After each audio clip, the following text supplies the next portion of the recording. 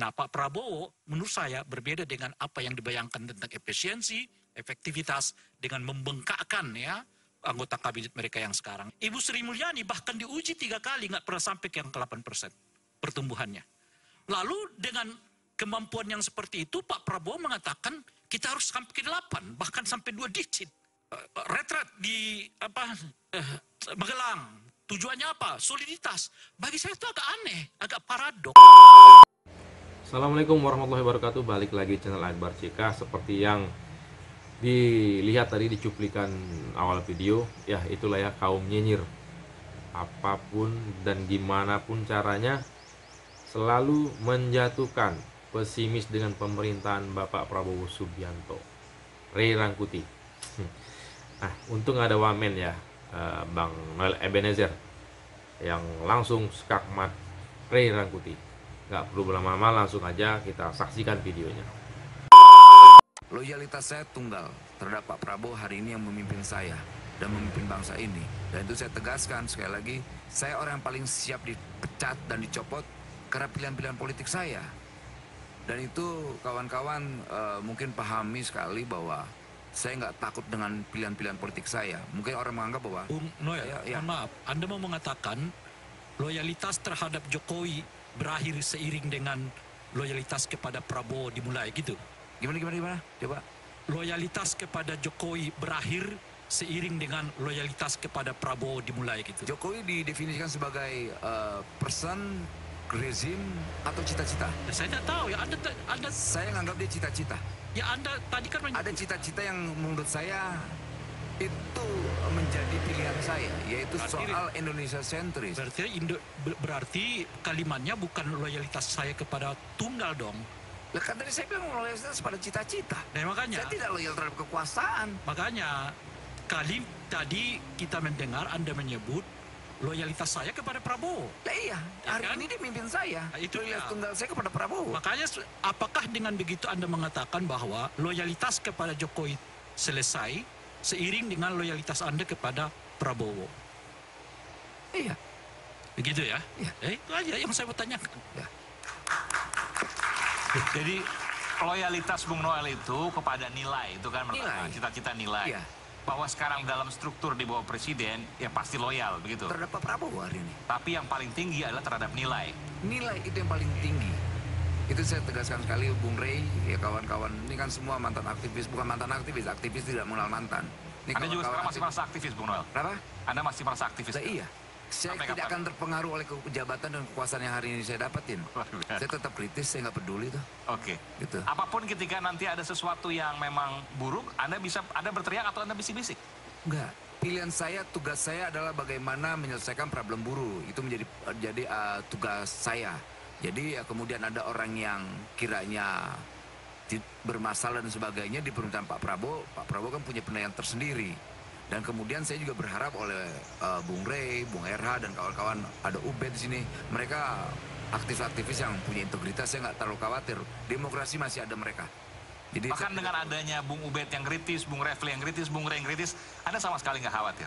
saya senang. Kalau saya Anda khawatir senang? dengan suara kritis, hanya orang-orang yang berpikir fasis dan feodal yang tidak menerima suara kawan-kawan saya ini depan ini. Saya dengan hormat, saya bangga ada mereka. Artinya demokrasi itu masih ada dan hidup. Dan Anda akan mempertahankan itu, Anda akan menjaga itu? Nah, iya dong, sangat. Itu komitmen kita. Nggak mungkin saya harus merusak cita-cita saya hanya sebagai wakil menteri, kemudian menjadi menteri. Tapi kan demokrasi nggak mungkin tumbuh dengan hanya mengandalkan 3 orang yang disebut-sebut sebagai penyinyir ini gitu loh. Kok nyinyir? Nah, Kalau sekarang ini kan disebut dulu Bung Noel. Ray ini sudah merendahkan dirinya. Ya, memang dia begitu. merendahkan cita-citanya. Kalau saya tidak akan Ya. mau mengunderestimate teman saya ini. Oke, oleh karena itu saya mau jelaskan, kita ini kan sekarang disebut sebagai penyinyir-penyinyir nih gitu. Siapa yang nyebut? Banyak. Ya, civil society lah. Iya banyak. Ya wajar aja mereka nggak Banyak. paham sejarah kalian. Biarin Ya, aja makanya nyinyir. banyak. Jadi karena mungkin Anda nggak pernah lagi mendengar kata itu dialamatkan kepada Anda, jadi agak-agak lupa kata Buset, tiap hari bos. itu. Tiap Penyinyir hari. itu gitu. Tiap Oke, hari. Tunggu, bukan itu perdebatannya. Perdebatannya itu adalah demokrasi ini nggak mungkin bisa tumbuh dan berkembang dengan hanya mengandalkan orang-orang di luar kekuasaan. Demokrasi itu bahkan akan lebih kuat kalau orang-orang di dalam kekuasaan yang menjaga demokrasi.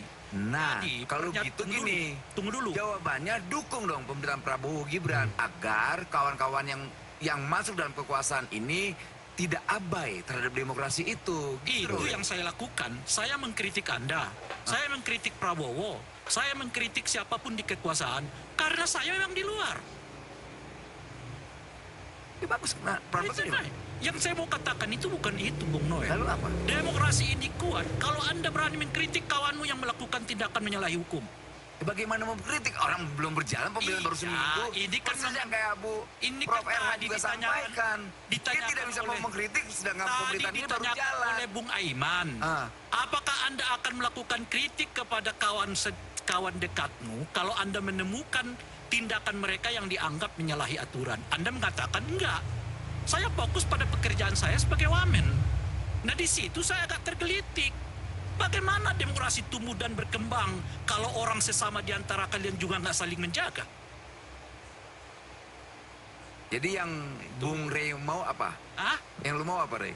Loh, kok ditanya lagi mau Iya, saya? penting. Gini, kalau soal mengkritik itu, Rey, gini, Rey.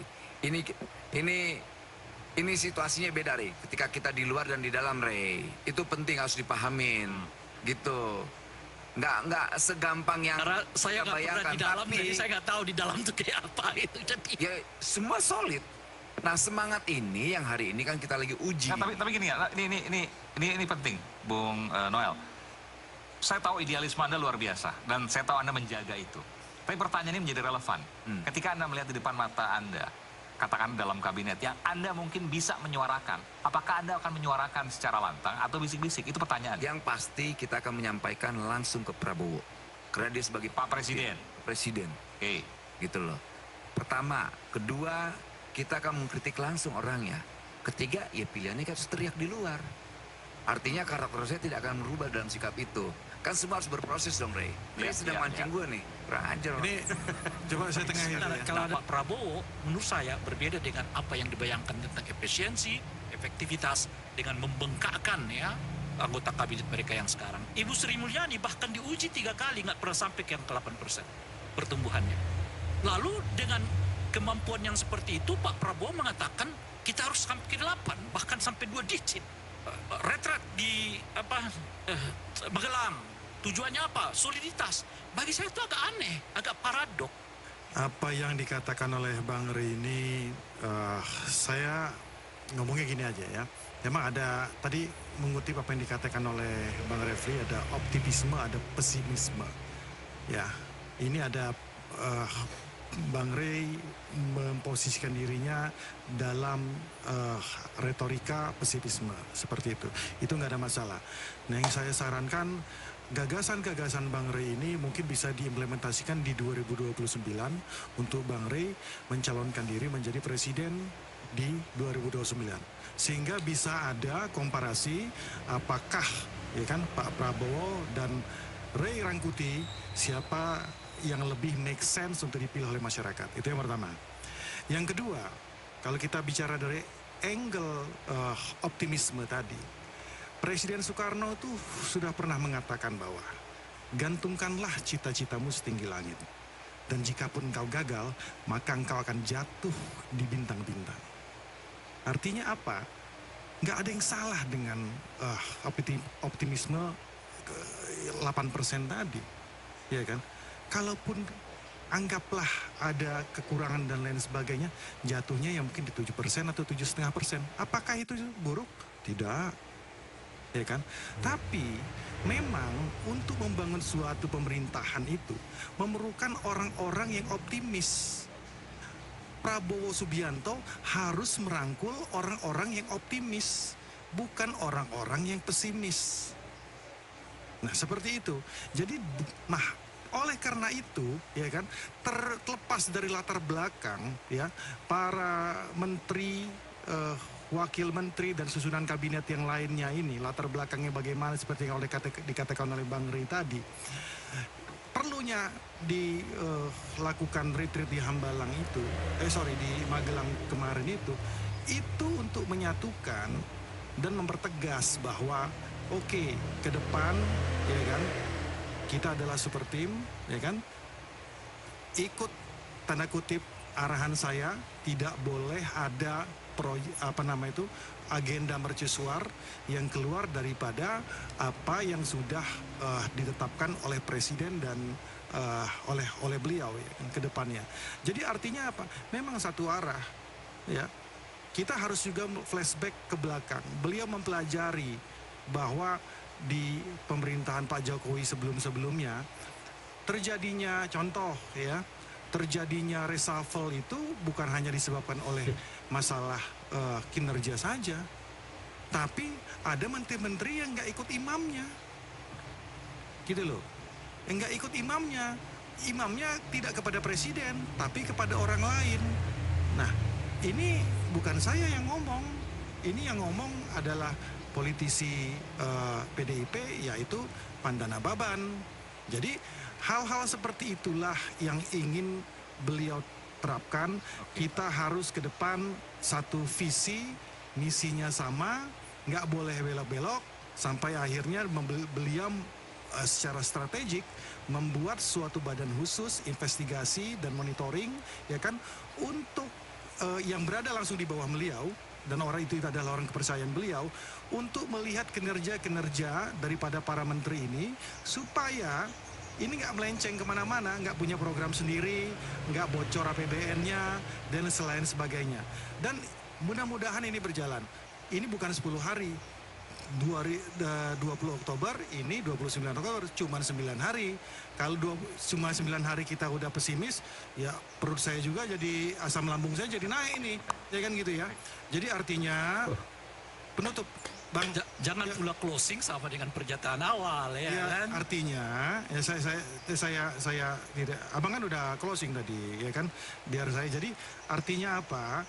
Optimisme itu bagi civil society harus tetap ada, tapi kontekstual dan objektif. Baik. Itu saja. Saya sedikit, Bung. Sedikit. Nanti Waktunya udah habis sih, waktunya habis. sambung lagi nanti. Karena jatah bicara saya masih sedikit kan kalau Nah, dibahas. tapi waktu udah habis. Udah Oke, banyak, segini, saya mau katakan begini. 11 poin. Kalau Pak Prabowo mau solid, jangan masukkan orang yang berbeda dengan dirinya ke dalam kabinet. Itu pertama. Yang kedua, produk yang lain yang saya mau katakan yang terbaru nih, itu dana retreat itu dari mana? Oke. Dan agenda retreat itu Baik. agenda negara apa enggak? Silakan jawab karena ini kaitan gini. Singkat juga jawabannya. Ya, itu kan tadi kan sebenarnya sudah terjawab dengan sendiri apa yang saya katakan. Udah masalah agenda retreat, ya kan? Ini masyarakat yang menilai. Agenda retreat itu uang pribadi beliau, case close saya rasa.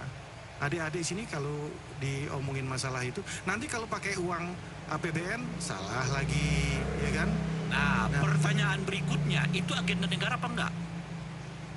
Bang, balik lagi Bang. Iya, itu agenda negara. Abang harus lihat dulu, ya, political will dan hati sanubari beliau itu ingin supaya ini berjalan. Saya juga mempertanyakan ini melalui hati nurani saya. Saya tahu, Abang Itu agenda Bang Rey, negara apa tidak? Bang Rey, Jawabannya kami atau tidak? ketika Karena itu. menggunakan duit APBN, Abang pasti jawabannya juga berbeda. Saya mau tanya, jangan Nggak bisa, Apa yang karena saya Abang tanyakan? posisinya udah beda.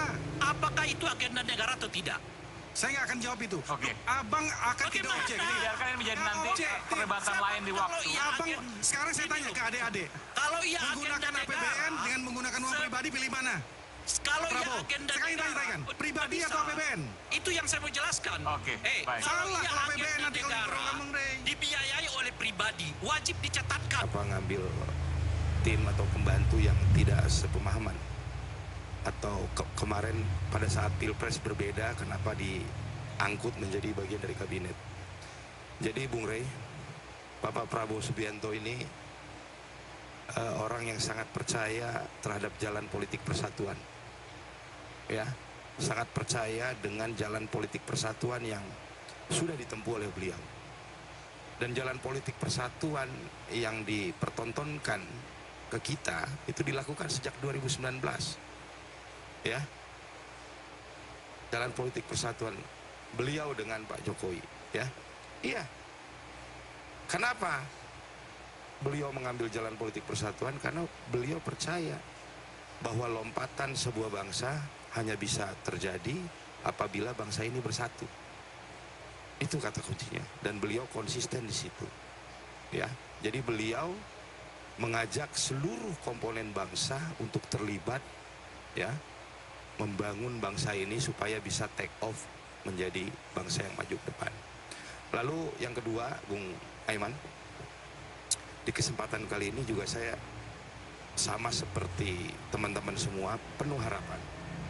Salah satu harapan saya adalah pemerintahan ini ke depan bisa fokus.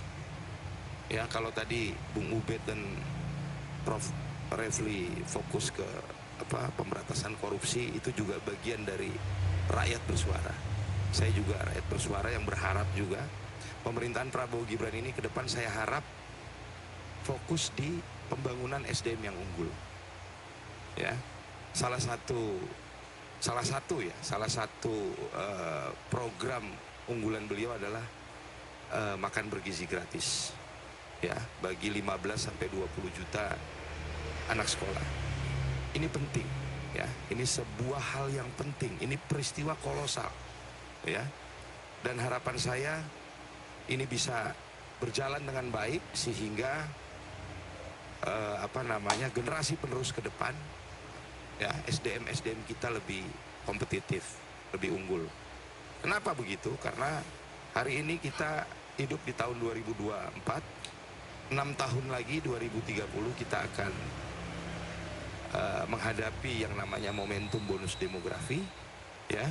Jadi waktunya sangat pendek. Nah, itu dia tadi, ya, Ray Rangkuti, si pesimis nyinyir, si pesimis nyinyir, DKK, ya, dan kawan-kawan. Nah, tadi sudah dibantahkan oleh bukan dibantahkan, ya, diskakmat oleh Bang Noel Ebenezer, si Ray Rangkuti nyinyir minta ampun ke pemerintahan Bapak Prabowo Subianto, pesimis, ya. Nah, semoga video tadi bisa menjadi cernaan kita semua, ya. Bisa kita menilai siapa sebetulnya Ray Rangkuti ini, ya. Oke teman-teman, semoga video ini bermanfaat, ya. Jangan mau kita dibawa isu-isu, ya, yang membuat gaduh, memecah belah bangsa, nyinyir nggak karu-karuan tanpa berdasarkan data, ya. Nggak tahu ini Ray Rangkuti ini 10 tahun lebih ini, ya, nyinyir nggak karu-karuan. Oke, sekian dulu video ini. Assalamualaikum warahmatullahi wabarakatuh.